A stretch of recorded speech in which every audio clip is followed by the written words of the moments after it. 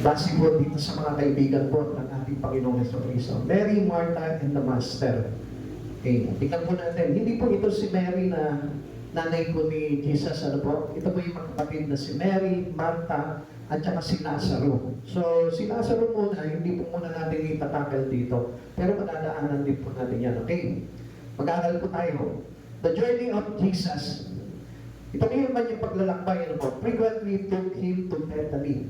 Ito pong lugar ng Betania, gusto ni Jesus yan. Bakit? Kasi marami po siya mga na-experience na magaganda po dito. And he was welcomed by the people there. To the home of Mary, Martha, and Lazarus. A place where just felt at home. Dito niya nakamdaman na parang feeling home siya dito po. Na parang lugar niya ito, na parang pamilya niya, yung mga tao na naroon. Now, kung titignan po natin, bakit po kaya minahal ni Jesus itong lugar ng Bethany? Now, alam niyo po ba, ganito po yan.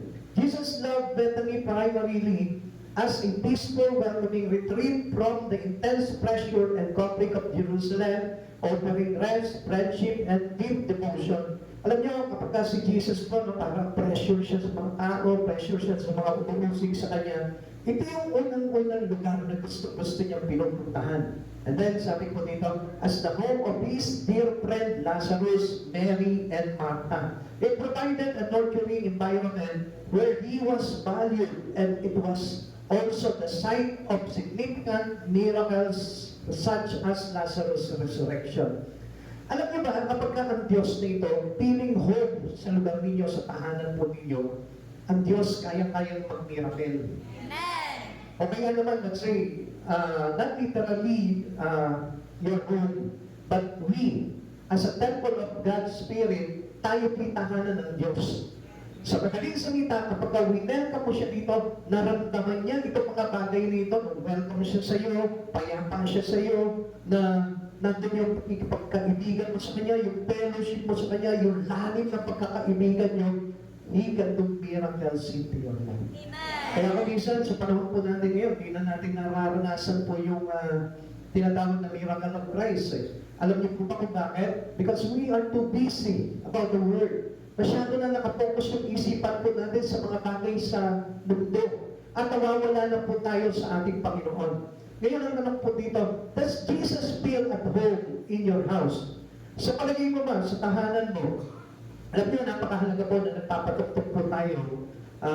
Inaangiyahan po natin yung mga lingkod ng Diyos sa tahanan po natin. Dahil ang sabi po dito, sa matungtungan ng mga panyapak ng mga lingkod, pagpapalain niya. So, kaya nga po, ang gusto po talaga ng Lord, we can reach every one of us through your home. Gusto ng Panginoon, makapasok siya sa tahanan po ninyo. Example na naman po dito kay Zacchaeus, kung natatandaan nyo. Noong time na inaniyahan niya si Zacchaeus, no po, pinababa niya sa puno si Zacchaeus, hindi ka bumaba ka dito. Meron akong nais na gawin, sabi niya gano'n.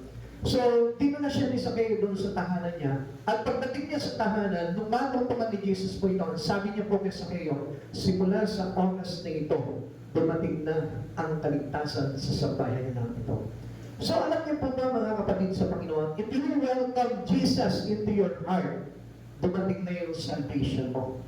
Hindi yan dahil na nagsimba ka, hindi yan dahil na nag-worship ka, o hindi yan dahil narinig mo yung salita ng Diyos, kundi talagang winelcome mo sa puso mo si Jesus. Amen. Ang ibig sabihin na, pag pumasok si Jesus sa puso mo, ang tanong dito, welcome ba talaga siya? Marami po mga nagsasabi, they claim that Jesus, they love Jesus, they accept Jesus, they believe Jesus, pero hindi naman nagiging welcome si Jesus eh. Minsan, may gustong gawin sa buhay mo ang Panginoon, hindi siya welcome na gawin yun. We reject what God wanted to do in you. Minsan, inaayawan namin, Lord, ayoko, Lord, ayoko.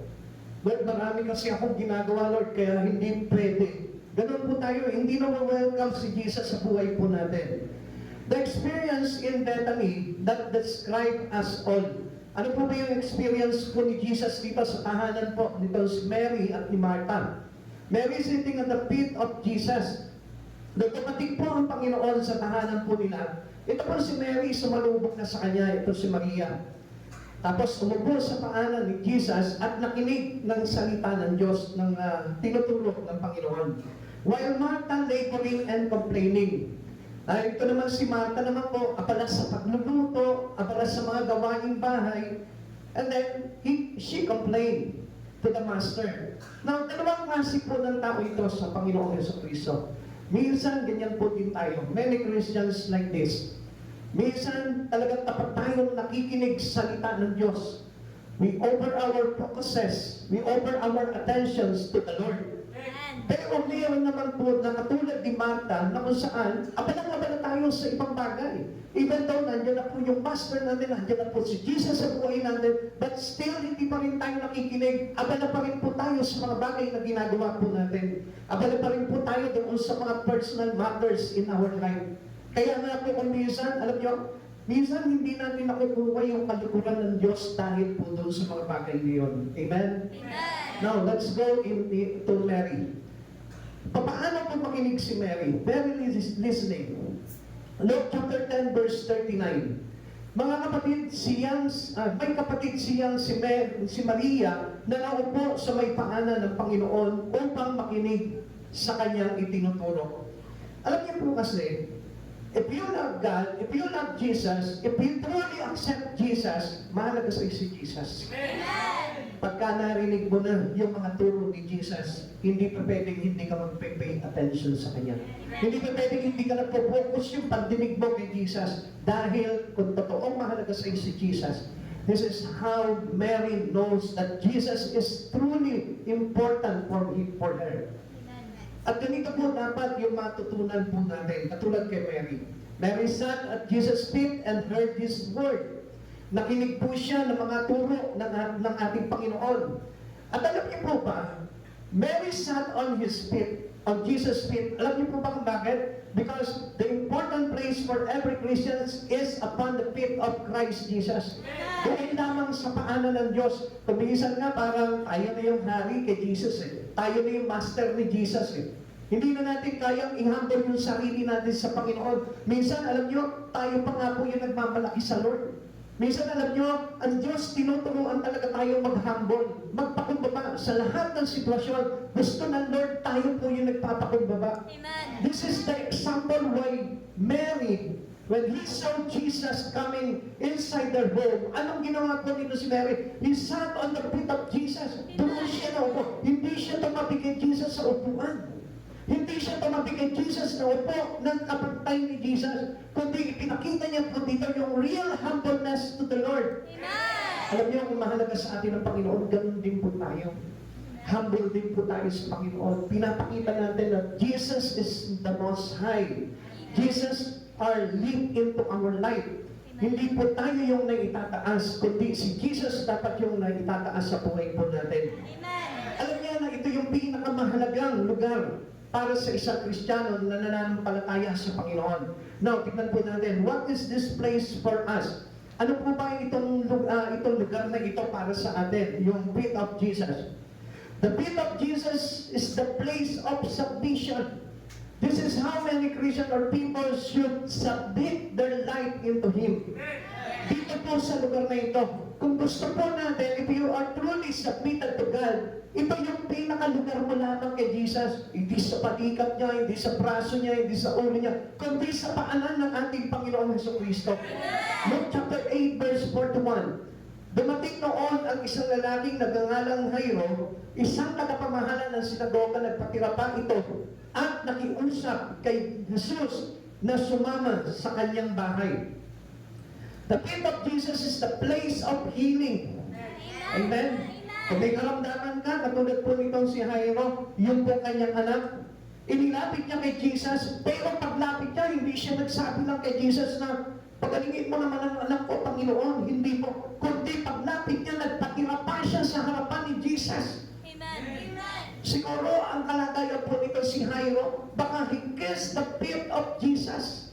Baka hinalikan niya yung talampakan ni Jesus, yung paan ni Jesus. At yun yung pagpapatara pa nun. And we know that that was humbleness to God. Amen. Alam niyo po ba noong araw, kapag ikaw yung magbukas sa isang tao, ibig sabihin nito, alipin ka niya. Amen? Sa panahon po nila, ganun po talaga yan. Kapag yumuko ka at pagkinapa ka sa isang tao, ibig sabihin yun, siya yung master mo, ikaw yung alipin. Amen? That's why God wanted us to place into His feet. Gusto ng Panginoon na ito, na maging master mo siya, na maging Panginoon mo siya. That's why gusto ng Panginoon na ito, isabit mo yung buhay mo sa Kanya. Kaya nga mga kapatid sa Panginoon, alam niyo po, submission can give life. Na kapag sinabi po natin, nagpatira pa tayo sa harapan ng Panginoon, binigay natin yung buhay natin sa Panginoon, gusto kong malaman mo, mayroon kong buhay na walang hanggan. Miracle happen when persons submit to God. Marami pong pwedeng gawin sa buhay po natin na himala ang ating Panginoon. What is this place for us? The place of devotion. Now, pag sinabi kong devotion, meaning we are devoted to Christ Jesus. Kailangan iukol mo lahat ng mga bagay na gagawin mo para sa Panginoon. Sabi nga po ng aklat ng Colossus, kung gagawa man kayo, gawin niyo ito sa pangalan ng Panginoong Jesucristo. At sabi po dito sa John chapter 12 verse 3, kumuha naman si Maria ng isang bote ng pamahaling pabango galing sa katas ng dalisay na nardo at ipinuhos sa may paan ni Jesus, pagkatapos pinunasan niya ang mga ito ng kanyang buhok at napuno ang buong bahay ng halimuyak ng pabango. This is how humbleness come. Ganito po yan. Alam niyo po ba pagka tayo sumasamba sa Panginoon, ang hinahanap po ng Panginoon yung masamyot po. Yung aromatic worship po natin, yung mabango pagsamba po natin sa Lord. Hindi po yun yung parang nandyan nga tayo pero wala naman tayo considered na wala tayong interest. Nandyan nga tayo pero wala naman yung ating espiritu pagdating sa ating Panginoon. Kaya nga, to give Him our devotion, kailangan we should humble our life to God. Kailangan yung pagpapakumbaba natin, while we worship God, yun yung naglalagay ng sangkap na mabango sa ating pagsamba sa Panginoon. Kaya sa oras dito, kapatid sa Panginoon, nandiyan ka, sumasamba ka sa Panginoon, gusto ko malaman mo, you should be humble to the Lord. Kailangan maging humble ka sa Panginoon. Ipakita mo sa Kanya, Lord, ako yung isang alipin mo lamang. At ikaw yung aking Panginoon. Kaya nga, tignan niyo po ito. Yung sa pagiging humble po nito si Maria, yung pinakamahalagang bagay sa buhay niya, pinasag niya po ito pong mamahaling pabango na ito. At kanyang ibinuhos sa paanan po ng ating Panginoong Jesucristo. Tignan niyo mga kapatid sa Panginoon, ang isang tao na humble sa Panginoon, hindi niyo po ba alam na he can offer a lot of things in Him, even though this is very important to Him. Kahit na napakahalaga niyan, kaya-kaya mong ihandog sa Panginoon yan. Pero hindi niyo po ba napansin, marami po sa mga tao po ngayon nagkakait pagdating sa Panginoon. Pinagkakaitan ng Diyos. Samantalang ang Diyos naman po natin, ang ating Panginoong Jesucristo, is all out God. Lahat ng kailangan mo, He shall supply your needs. He will provide our needs. Siya po yung nagpo-provide ng lahat ng pangangailangan natin. Ang Diyos, talagang sagana kung magkaloob. Pero dahil nga ang tao ay wala doon sa place of feet of Jesus, kaya hindi niya magawa itong bagay na ito. And this is another place for peace. Ito yung paanan ng Panginoong Jesucristo is a place for peace. Kung saan kailangan mo ng kapayapaan, doon ka lamang, magpakumbaba ka sa harapan ng ating Panginoon. Luke chapter 8 verse 35. Lumabas ang mga tao upang tignan ang nangyari. Paglapit nila kay Jesus, nakita nila ang taong dating sinasapian ng mga demonyo. Nakaupo siya sa paanan ni Jesus, nakadamit na at matino ang pag-iisip. Sila'y lubhang natakot. Napapansinin po natin dito, even a demon-possessed person, pagka ito'y nagpatira pa sa harapan ni Jesus, nakakalaya. Now, at sa sabihin po natin, wala namang demon-possessed dito. Amen? Meron lang possessed ng utang. Meron lang possessed ng karamdaman. Meron lang possessed ng bisyo. Meron lang possessed ng hindi magandang ugali. But still, you are possessed. Now, kung gusto mong isumo yung bagay na yon, you must place your life into the feet of Jesus. Makikita mo, makakalaya ka. Sapagkat itong tao nito, nanirahan po siya doon sa sementeryo. Legion of demons meron sa katawan po itong tao nito. Pero, Nung nakita niya itong si Jesus at nagpatira pa siya, naalaya siya doon sa legion of demons na yun. Kapatid, ikaw ngayon, ano yung umulong sa buhay mo? Ano yung umaalipin ngayon sa buhay mo? Just set your life into the feet of Jesus. Makikita mo, makakalaya ka dyan. Yung mga bagay na pangit sa'yo, na gusto mo nang baguhin, place your life into the feet of Jesus. Makikita mo, aayusin ng Diyos at makakalaya ka doon sa mga bagay na yun. Kaya po marami po na hindi nakakalaya sa mga bagay-bagay na umaalipin po sa ating masama. Alam niyo po ba kung bakit? Kasi kung isa tayo po yung nagmamalaki sa Lord eh. Kaya nga tinuruan po tayo ng Panginoon na humble yourself to Jesus. Ay sabi niya gano'n, sabi ng akal ng Santiago, humble yourself before the Lord and He will lift you up. Itataas ka ng Panginoon, ipabantok ka ng Panginoon. Kaya nga kapag nandun tayo into the suffering, you must place your life into the feet of Jesus and He will raise you up. And He will live your life. Doon po tayo nakakakuha ng favor sa Lord. Doon tayo nakakakuha ng kapayapaan sa Panginoon. Kaya naman ang Panginoong Jesucristo ay laging naghihintay po sa atin. Mary is the best example for all Christians sa lahat po sa atin. Ito po si Maria na ito na kapatid ni Martha. Isa po siya magandang halimbawa po. Bakit? Mary is an example for Christian learning. Kasi willing siya na matuto. Hindi niya parang pinapaliwala yung words of God. Kaya nung dumating si Jesus sa kanila, nung nag-share na po ito si Jesus, naupo agad siya sa paanan ni Jesus at nakinig. Amen? Mary is an example of a Christian worshiping. Yung pong tamang pagsamba, nakuha po nitong si Mary. Nakuha niya yung kaluguran nitong si Jesus sa kanyang tamang pagsamba. He is the best example for every one of us. Mary is an example of a Christian devotion that he can devote his time, his life, his effort, his energy, everything in him can be devoted to Christ Jesus. Para kay Maria, yun ang pinakamahalaga. At gusto ko po na malaman po ninyo mga kapatid sa Panginoon, kung hindi mo magiging mahalaga sa buhay mo si Jesus, you cannot serve God. You cannot worship God. You cannot learn from Him. Tandaan po natin yung mga kapatid sa Panginoon. Dahil yan po yung napakahalaga po nito. Hindi lang basta tayo nagsisimba dati kasi nasanay lamang po tayo dyan. Nakakala po natin, pagpasok po natin sa isang simbahan, ano po, sa isang church, kala natin nalinis na po tayo sa lahat ng ating mga kasalanan. Never. Hindi po mangyayari yun. Kailangan po na tayo po talaga ay sidlan ng mabuting binhi mula sa Panginoong Jesucristo na sa ganun tumubo po ito at ito po yung mamunga at lumago. Kaya nga sabi po, unless the grains fall on the ground and dead, doon magkakaroon ng buhay. Kapatid sa Panginoon, ito yung gusto mangyari sa atin ng Panginoon that we need to humble ourselves before the Lord our God. Now, let's go into Martha's slavery. Saan ba tayo? Okay.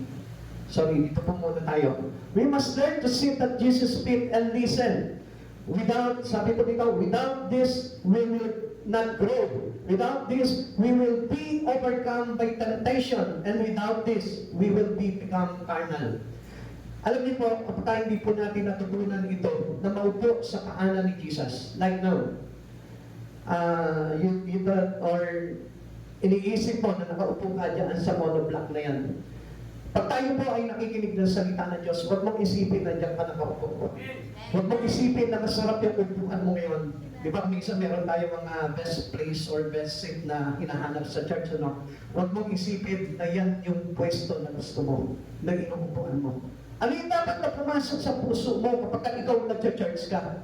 Na ikaw ay nakaupo sa pakanan ni Jesus. So, paano pa mangyayari po yun? Spiritually speaking, ganito po yan. If you are having this heart, a humble heart before the Lord, yun po yung pagkalagay sa atin ng pagkakaupo natin sa ating Panginoon. Yung bang halimbawa sumasapa tayo sa Panginoon, wala yung pagmamataas, wala yung pag-iiyabang, wala yung pagtingin ng malaki sa sarili, kundi ang ating tinitignan dito because of our Lord, the King of Kings and the Lord of Lords, tayo po mismo, bumababa tayo. Mag-humble po tayo. Dahil para sa ganun, hindi po tayo madaig ng mga bagay-bagay na ito sa buhay po natin. Kaya pansinin po natin, marami po hindi nagkakaroon ng interes sa Panginoon. Alam niyo po ba kung bakit? Kasi after listening, hindi nila natutunan talaga na magsabit ng buhay sa Panginoon, na mag-humble sa Panginoon. Pero once a person learn to humble his life, makikita mo yan, he is the best person ever you know in the whole world. Bakit? Kasi yan yung totoong tao. Yung totoong tao kay Kristo Jesus. Hindi yung parang nakita mo, no? Di ba? Lumabas ka ng church, wow, kung banal na po, no? Pero pagka nakita mo tungkol sa church, nakatikwatro pa, taas ang paa, di ba? We must pay respect. Yung wala tayong laman sa puso, wala tayong laman dito, kundi ang laman lamang ng puso at isipan natin, walang iba kundi yung pag-ibig natin kay Kristo. Amen. Amen. Yan. Oh, let's go to Martha's laboring. Sabi po ng Luke chapter 10 verse 40, si Martha naman ay abalang-abala sa paghahanda, kaya tumapit siya kay Jesus at nagsabi, Panginoon, baliwala po ba sa inyo na pinababayaan ako ng kapatid kong maghanda ng nag-iisa? Sabihan nga po ninyo, siyang tulungan naman ako. Now, tingnan niyo po yan ha. Minsan we do our labor. Inside the church or outside the church, kahit na sa buhay po natin, nagtatrabaho po tayo. Binigyan tayo ng trabaho na Lord, but still, anong ginagawa po natin? We keep on complaining. Nagko-complain tayo. Parang sinasabi natin, ang hirap naman ito. I want to serve to have a hard working. Parang sinasabi natin, hindi naman dapat ganito kabigat yung trabaho ko. Come on. Kung ano yung binigay sa ng Panginoon, pahalagahan mo yun. You must be a good steward to Jesus. Kailangan maging mabuting natiwala tayo sa Panginoon. Kahit na mag-labor ka na mag-labor, kung mayroong kulang sa iyong mga bagay na ginagawa kay Daniel, hindi mo makukuha talaga yung tagumpay doon sa bagay niya. Bakit? Ano po ba yung pinakamahalaga dito? Si Martha po, hindi niya nakuha yung mahalagang bagay na talagang mas pinili nitong si Maria. Martha was cumbered about man's serving. Parang lito-lito siya, confused siya, aligagahan po siya sa mga bagay na ginagawa niya. Tingnan niyo po yung mga kapatid sa Panginoon. Minsan, hindi po ba natin napansin, mas gusto pa po natin magtrabaho kesa sumamba sa Panginoon. Minsan, mas gusto pa natin maglaba kesa mag-worship sa Lord. Amen. Amen. Yung pa ayaw umamin eh. Pero yun naman ang totoo doon eh. Pag tinanong mo, bakit wala ka last Sunday? Nagluto kasi ako eh. Ba't wala ka nung last Sunday? Ang dami ko kasi labahin. Ba't wala ka nung last Sunday? Lumalengke ako. Ba't wala ka nung last Sunday? Inasikaso ko yung pamilya ko eh. Ang dami. That was all laboring. But there is something missing. Lahat ginawa mo yung bagay na yun. That was good. Yeah? Kung titignan po natin in our physical side, makikita naman, sipag naman itong taong ito. Ang galing naman itong taong ito. Ang buti naman ito sa pamilya niya. Inaasikaso yung pamilya niya. But then, alam niyo po ba, sabi nga po dito, beware of barrenness of busyness. Dahil pagdating ng araw, magkukomplain ka rin niya, Jesus. Pag hindi mo nakuha yung pinakamahalaga at mainam na bagay na gustong gawin mo ng Panginoon, I tell you, magre-reklamo ka rin kay Jesus. Magko-complain ka rin sa Kanya. At sasabihin mo sa Kanya, Lord, bakit ganito? Hindi ako satisfied sa trabaho ko, hindi ako satisfied sa pamilya ko, hindi ako satisfied sa lahat ng bagay. Because something is missing. And you miss the important things in Christ. Ang hindi mo natutunan po doon, yung pinakamahalagang bagay na dapat sana yun ang pinaglaanan mo sa buong buhay mo. Kaya nga, we must not be harsh with Martha. Hindi ba yung parang katulad tayo ni Martha na sabi po ng Panginoon po sa kanya? Ang sabi sa kanya ng Panginoon, Martha, Martha, naliligalig ka. Kapag tayo po yung walang ginawa sa buhay natin, kundi magtrabaho tayo, gumawa sa bahay, gumawa ng ganito, matutulog na lang, may ginagawa pa. Hanggang sa panaginip, dala-dala pa, namamalansya pa. Hindi niya alam yung mukha na pala ng mister niya, ang pinaplansya niya. Amen. Sa sobrang sipag, sa sobrang pagkaaligaga, ang nangyayari po, hindi natin namamalayan, no, wala na yung peace that coming from Christ Jesus. Pagod tayo palagi. And we miss the very important in our life, yung ating pakikinig sa ating Panginoong Jesucristo. Kaya nga sabi ni Jesus kay Martha, Martha, naninigalig ka. Amen? Sabihin mo sa katabi mo, huwag kang manigalig. Amen? Sabi niya kung ganun dito sa verse 41. Ngunit sinagot siya ng Panginoon, Martha, Martha, naninigalig ka, at balisang-balisa, at abalang-abala sa maraming bagay. Alam niyo, ayaw ng Lord na tayo po ay very busy. Sabi mo sa katabi mo, ayaw ng Lord. Na busy-busy ka. Alam niyo kung bakit ayaw ng Lord?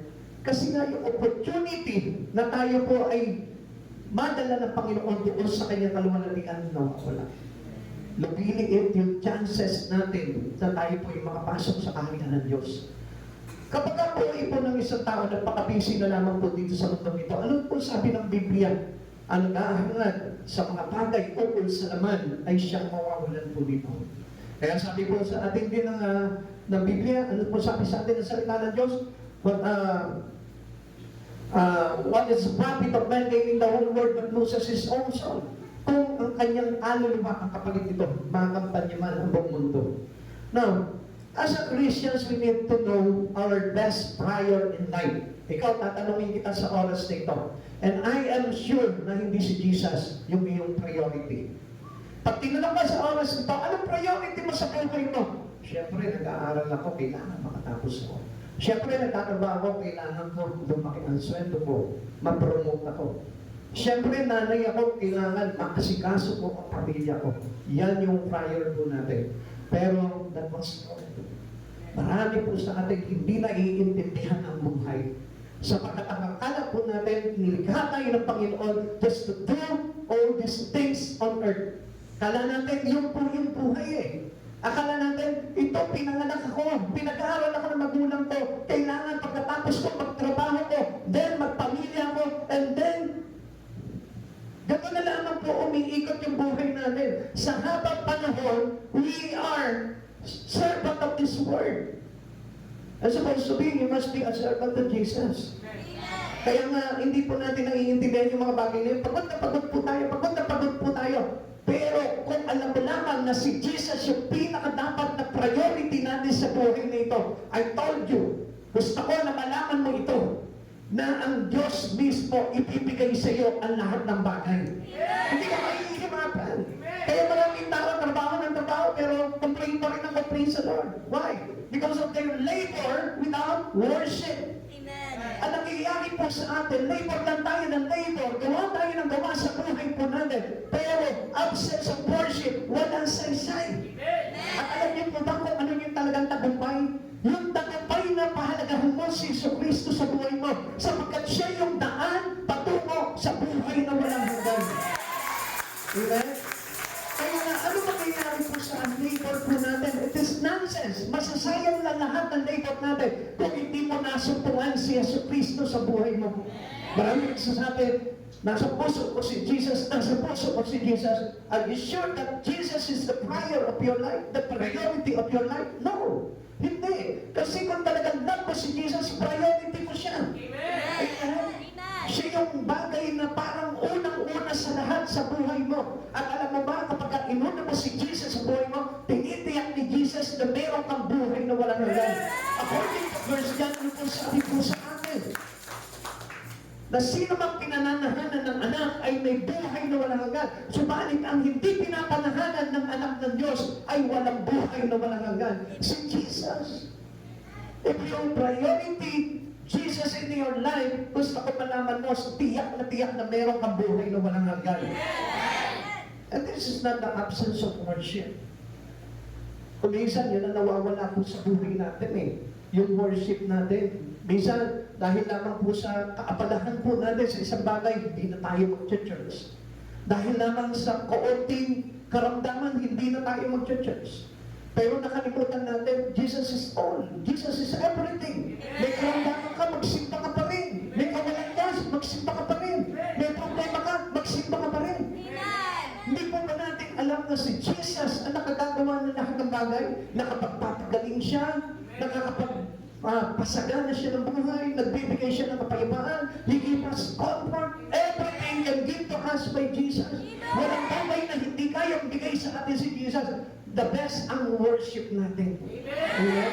Sabi mo sa katabi mo, the best na mag-worship tayo. Now, see what word without worship did to Martha. Tignan po natin kung ano po yung nangyari dito sa kaabalahan ni Martha without worship our Master. It caused her to be upset. Ma-upset lang tayo, kahit magtrabaho na magtrabaho. Kahit nasabihin mo, maganda ang kita mo, maganda ang trabaho mo, but still, malalagay lang tayo ito upset. It caused her to talk instead of listen. Anong ginagawa po natin kung nagko-complain lang tayo sa buhay? Kaya mapapansin mo, kahit na yung mga mayayaman, ang daming complain pa rin po nila. Laki ng tax, ang laki ng ganito, ang laki ng pinapayaman. Amen? Marami pa rin po silang complain. Why? Because of the absence of worship. It caused her to be critical of her sister. Pati ito ba yung kanyang kapatid? Parang naging inirereklamo niya na palagi ngayon yung kapatid niya. Amen? Sabihin mo sa katabi mo, huwag mo kong irereklamo kayo. Amen? Instead na ireklamo mo yung kapatid sa ating Panginoon, worship na lang. Amen? Amen? Sino po dito yung madalas magreklamo sa mga kapatiran? Pero po ba? Sungit-sungit. Di makikita ko na lang yung nakasimangot. Di ko alam kung ano iniisip sa akin yan. Parang pag-umari ko, minamalitis ako. Amen? Isang kahit nasa harap siya, ako nasa likod, dinilingan niya pa talaga ako gano'n. Very elastic yung leg. Nakikita pa mga sa likuran. Hello? Amen? Kaya, ito po yung kumisan na nagiging ano po sa atin eh. Because lack of worship, no worship, kaya nagiging critical tayo sa mga kapatid po natin. It caused her to doubt the love of Christ. Minsan, di ba, kapag parang di yata ako mahal ng Lord eh. Sino po dito yan? Sino po dito yan? Alam ko lahat kayo nagsalita na yan. Di na yata akong love ni Lord eh.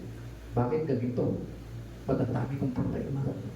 Bakit ilang tao na yung pinagkautangan ko ngayon? Kung love ako ni Lord, wala sana akong utang. Love ka ni Lord. Kaya ka nga binigyan ng utang ng Panginoon para maalala mo siya. Para maalala mo mag-worship sa Kanya. Amen? Taas ang kamay ng maraming utang. Ha? O, pag hindi pang taas, nahihiya kayo. Yan ang mga taong kulang sa worship. Amen. Taas ang may mga problema. Yan yung mga taong kulang sa worship. Amen. Kaya kung gusto mo na makontrol lahat ng mga pagsubok sa buhay mo, worship God. Ipriority mo sa buhay ko, Panginoon. Because it causes help to be discouraged. Madi-discourage lamang po tayo dahil hindi natin maiibigan yung sasabihin ng Panginoon. Kaya nga sabi sa kanya ni Jesus, Martha, Martha, naliligalig ka. Mas inibig nitong si Maria, yung pinakamainam na bagay. Na-discourage ka ngayon.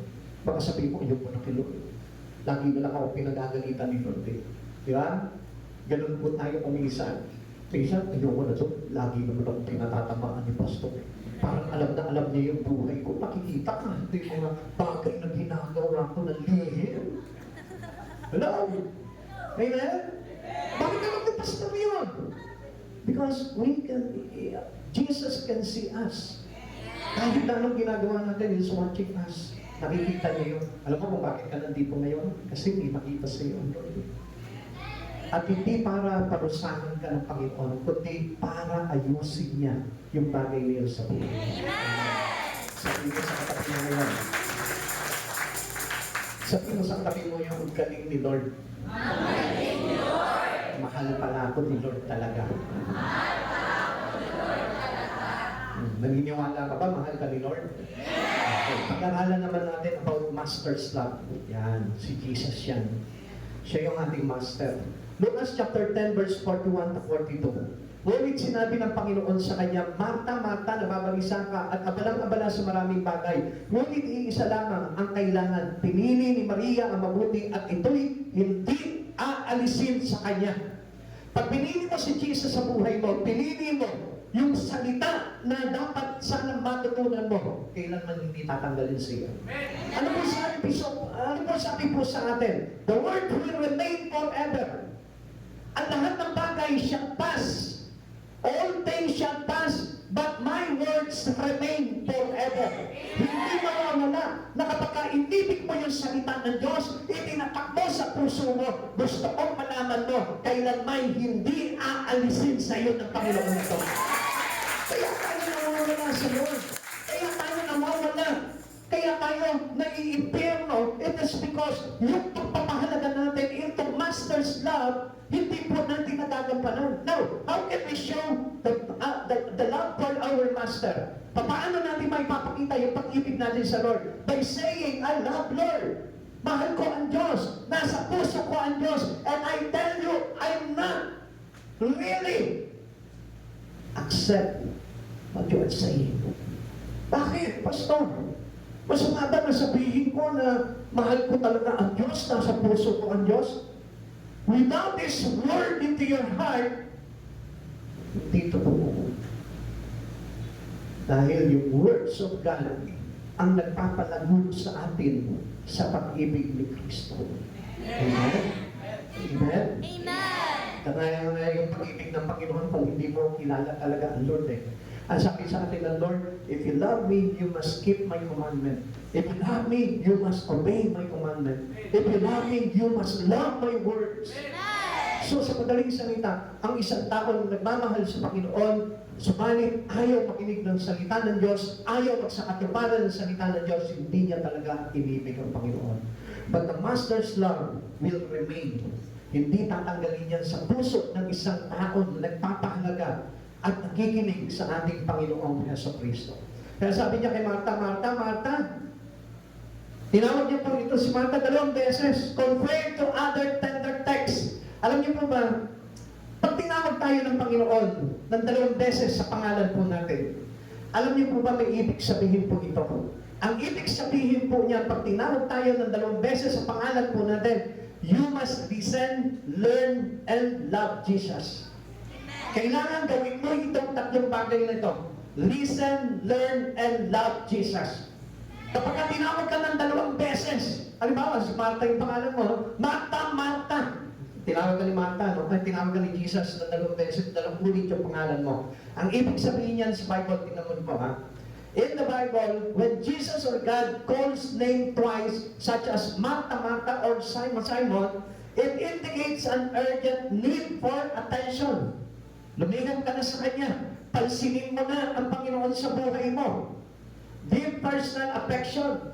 Maglagay ka na ng pag-ibig sa Diyos or a moment of critical life-altering instruction. Ibig sabihin po nito, binabago tayo ng Panginoon. Pag tinawag niya yung pangalan mo, narinig mo, tinawag yung pangalan mo, ang ibig sabihin po niyan, ito na yung pag-asa mo para maayos ang buhay mo. Ito na yung pag-asa mo para maranasan mo yung pag-ibig ni Jesus. Pastor, hindi ko naman narinig yung pangalan ko na tinawag ng Diyos ng 2 beses. Narinig mo na. Noong 1 beses na nagkaroon ka ng problema, tinatawag ka ng Diyos. Noong 2 beses, nagkaroon ka na naman ng problema, tinatawag ka ng Diyos.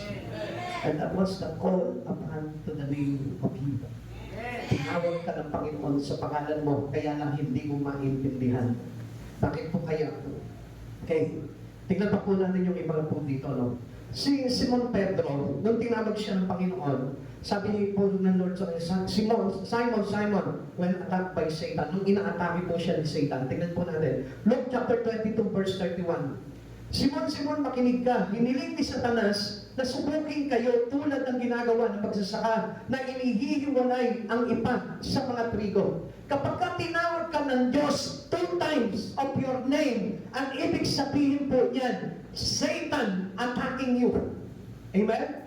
Kaya ka tinatawag ni Jesus, kinukuha niya yung attention mo para na sa ganon, daglihan ka lumapit sa Panginoon at hindi ka ma-attack ni Satan. At alam niyo po kung bakit tayo ina-atake ni Satan na mga problema, karamdaman, at kung ano-ano pa mga pagsubok sa buhay po natin because Satan is want to separate us from the love of Jesus. Gusto niya mawala ka sa Panginoon.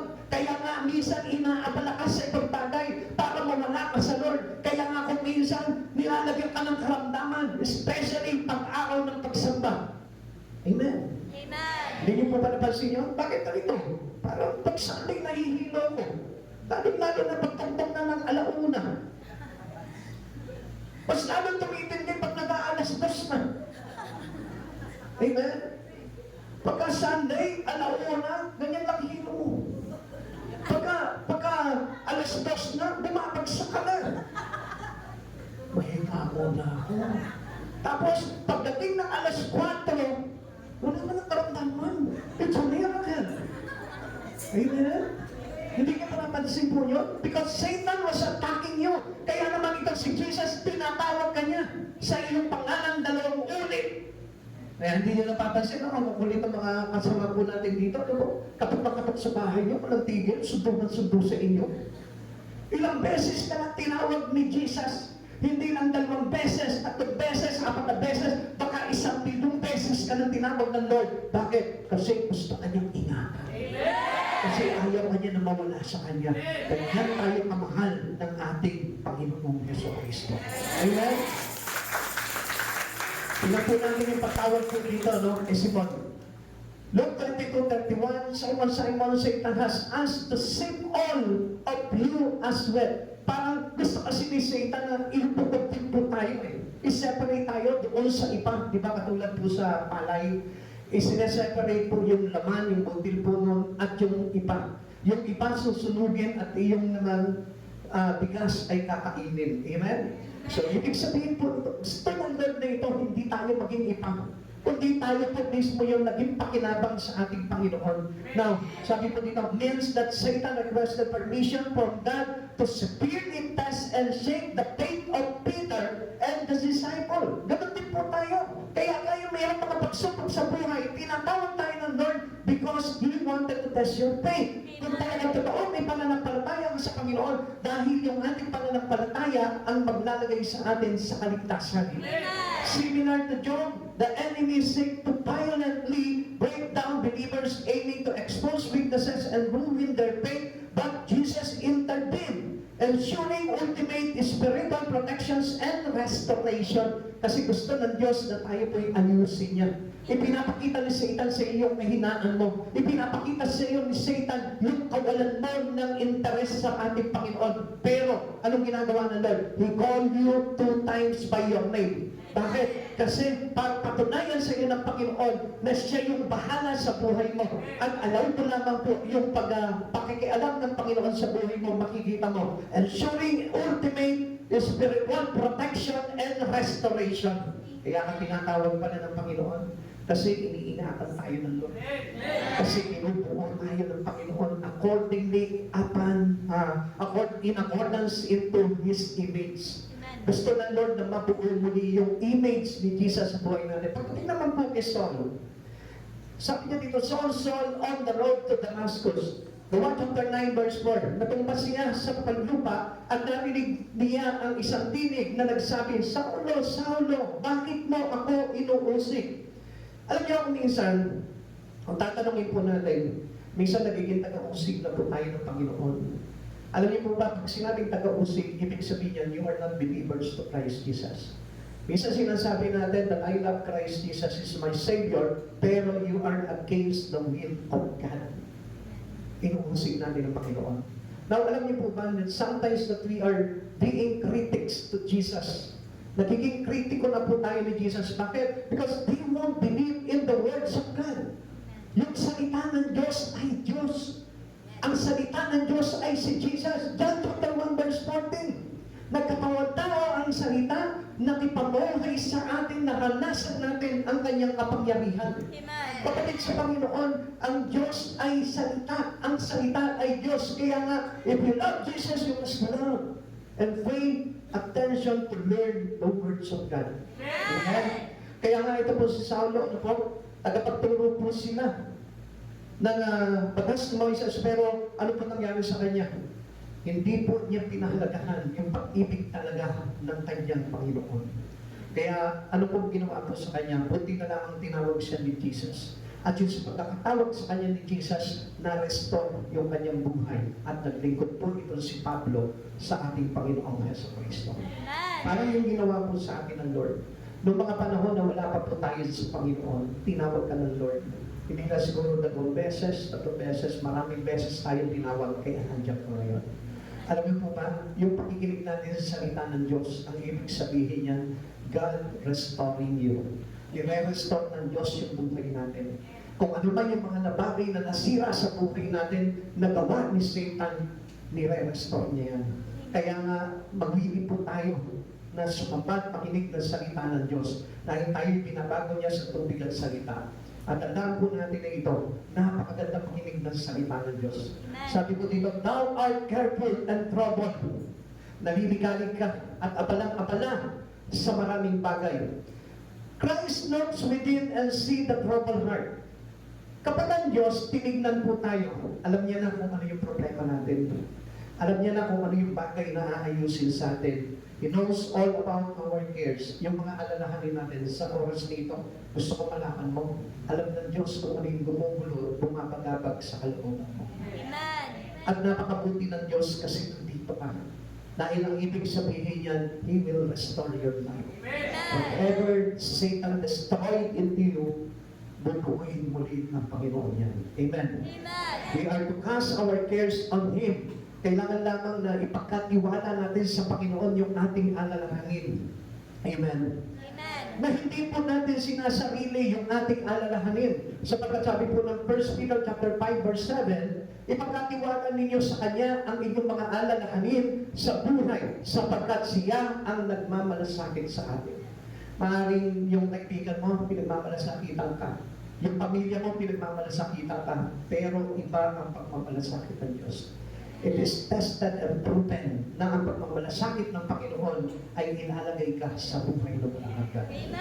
Minsan nga, di ba, may mga kaibigan tayo na sa pagkamaganda lang ang kalagayan, masaya lang ang kalagayan kasama natin. Pero pagdating sa hirap na, problema na, kabigaan na, parang nawawala sila unti-unti at nilalayuan tayo.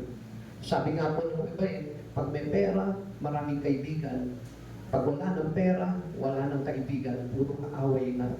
Amen? Amen? O bakit hindi makasagot? Bakit nagkapera ba kayo? Joke lang yun. Parang nagtitinong, hindi naman, pastor, kaya naman ako. Kaya wala siyang pera, kaibigan ko pa rin siya. Amen? Amen? Totoo ba yun? Totoo yun? Kahit na may problema yung kaibigan mo, kaibigan ka pa rin. Kahit umutang na sa'yo, kaibigan ka pa rin. Kahit 2 beses na umutang sa'yo, hindi na bayad, kaibigan ka pa rin. 3 beses, 4 beses, 5 beses, naubos na yung kabuhayan mo, kaibigan mo pa rin siya. Ha? Sabi siguro ng ibang usapan na ito, pastor. Amen? Amen? Inadawat ka ng boyfriend, kaibigan mo pa rin siya. Ay, pag-usapan nito, pastor.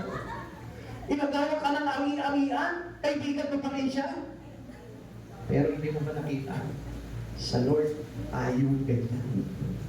Pero ang sabi ng Lord, cast all your cares to me. Ginawa natin ng masama ang Panginoon sa buhay natin because of all our sin. Nakagawa tayo ng mga kasala sa Panginoon, pero ang sabi ng Lord, cast all your cares for me. Because I am the one who cares for you. Siya yung nagmamalasakit sa atin. Hindi ka nga nag-church last Sunday. Nakita mo ngayon, pinagmamalasakitan ka ng Panginoon. He tells you that He really loves you. He tells you that He restored you. Amen? Amen? Sungit-sungit mo nga sa mga kapatid mo, sungit-sungit mo nga sa mga kapatiran, pero nagmamalasakit pa rin sa iyo ang Panginoon. Amen? Amen? Hindi na tayo maka-amen ngayon. Tawa na lang ang tawa niya. That's wrong. That was Master's love. Hindi natin kayang tapatan yung ginawa sa atin ng Panginoon. Dahil Jesus ang unang nagmahal po sa atin. Kaya ang sabi po ng pag-ibig ng Diyos sa atin na He will bring us into eternity. Yun ang pag-ibig ng Diyos. For God so loved the world, He gave His only begotten Son, whosoever believe in Him shall not be perished. Hindi ka mapapahamak. dahil sa pag-ibig ni Jesus. Kasi sa pampalataya ka lamang sa Kanya, magtiwala ka lamang sa Kanya, at ang sangkap ng pananampalataya natin, you should humble. Magpakumbaba ka sa Panginoon. Ang isang taong walang pagpapakumbaba, yun lagi nagmamataas, laging pila ang sarili, laging ipinagmamalaki yung sarili, laging siya yung tama. I tell you the truth. Kailanman hindi mo naranasan ang pag-ibig ng Diyos. Dahil kung naranasan mo ang pag-ibig ng Panginoong Jesucristo, already, talagang ipatreasure mo si Jesus sa buhay mo katulad ni Maria. My most important na mission, worship is the one thing needful. Kailangan yun po inawala kay Martha. Yun ang madalas nawawala sa atin, yung ating worship, yung ating pagsamba, pagpupuri sa Panginoon. Too often, we leave out the most important things, kadalasan po yan. Labor must be balanced by listening to Jesus. Abala ka man sa pagtatrabaho, abala ka man sa ministry mo, abala ka man sa trabaho mo sekular, dapat lagi mong tatandaan na makinig ka kay Jesus. Lagi mong basahin ang salita ng Diyos, lagi kang makinig ng mga pakayag mula sa ating Panginoon. And you don't miss anything in your life. Pero kung hindi mo bibigyan ng pansin at halaga yung salita ng Diyos sa buhay mo, I tell you, maraming bagay na mamimiss ka sa buhay. Yung kapayapaan, yung kasaganahan, katanalan, pagiging maluwid, at higit sa lahat, yung buhay mo talaga. Tayo lahat magsitayo po sa pasensya mo.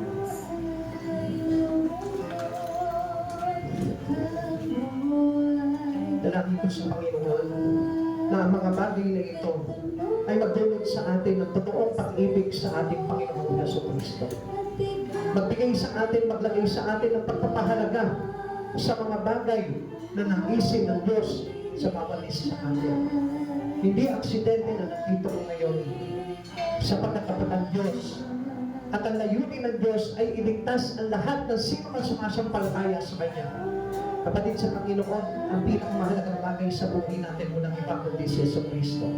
At sa oras na ito, hingin mo sa Panginoon, Lord, sabihin mo, lagyan mo ako ng Espiritu na para mahalin ka ng totoo sa buhay ko.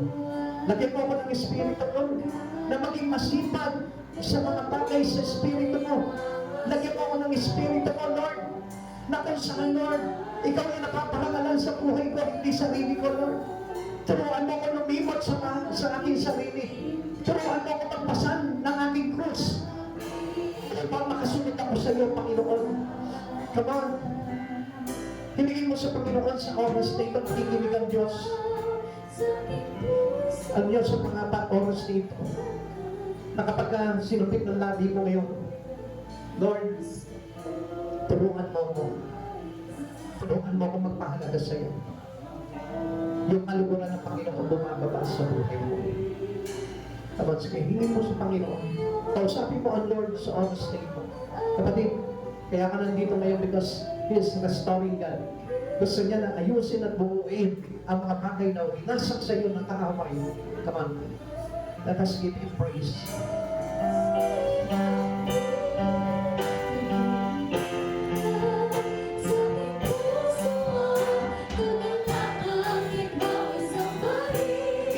Panginoon ang pinakamahalagang bagay sa buhay mo.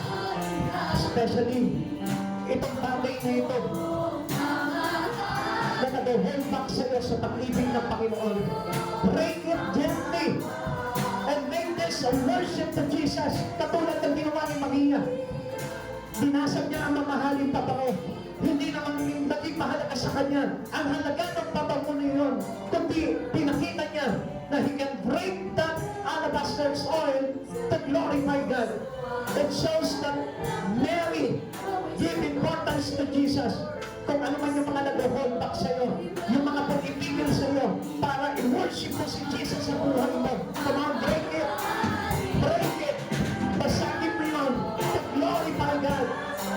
Lahat ng bagay na humahadlang sa buhay mo, basagin mo and make this worship with you. Hallelujah! Glory to Jesus! At ikaw ay natin.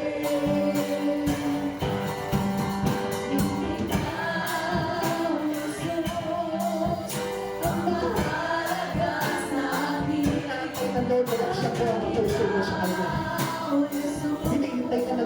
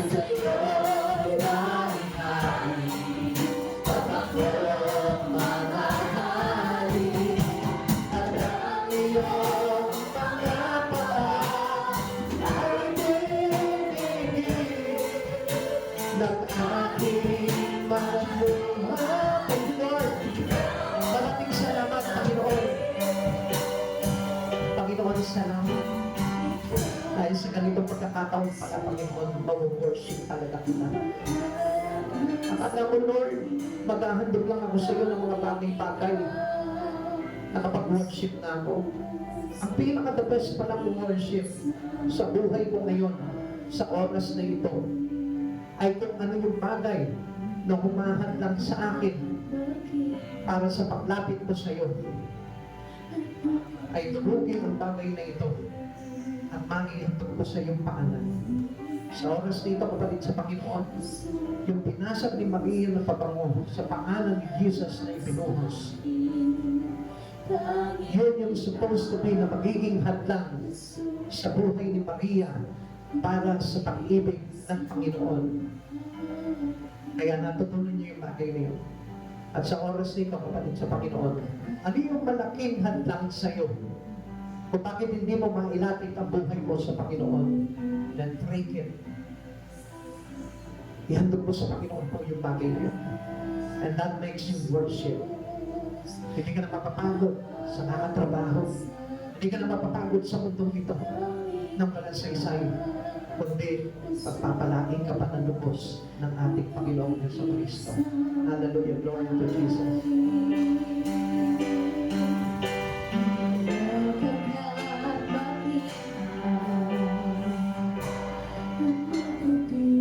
Tayo lahat ay manalangin sa Panginoon.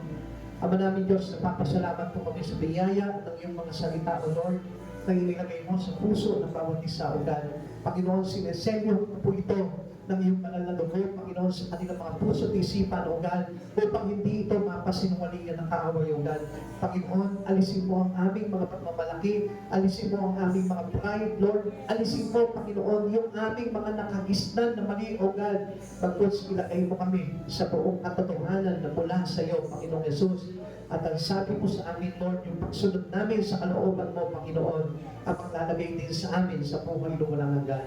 Panginoon, dalangin ko po na bawat isa sa amin, Panginoon, ay sumagana, Panginoon, sa pagpapala ng espiritual, pagpapala ng kanilang pag-ibig na malalim sa iyo, Lord, at tumagupo sila sa kanilang mga espiritu, O God, upang na sa ganang, O God, makita nila ang kahalagahan mo, Panginoon, sa buhay na ito, Lord.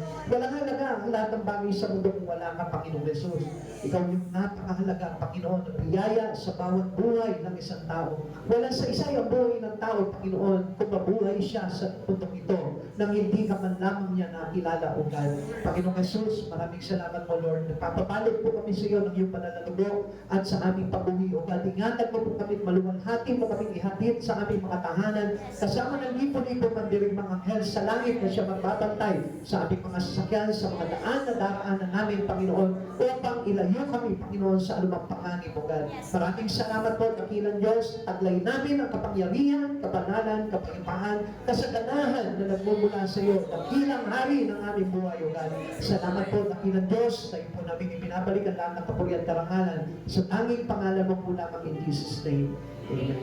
God bless you all po.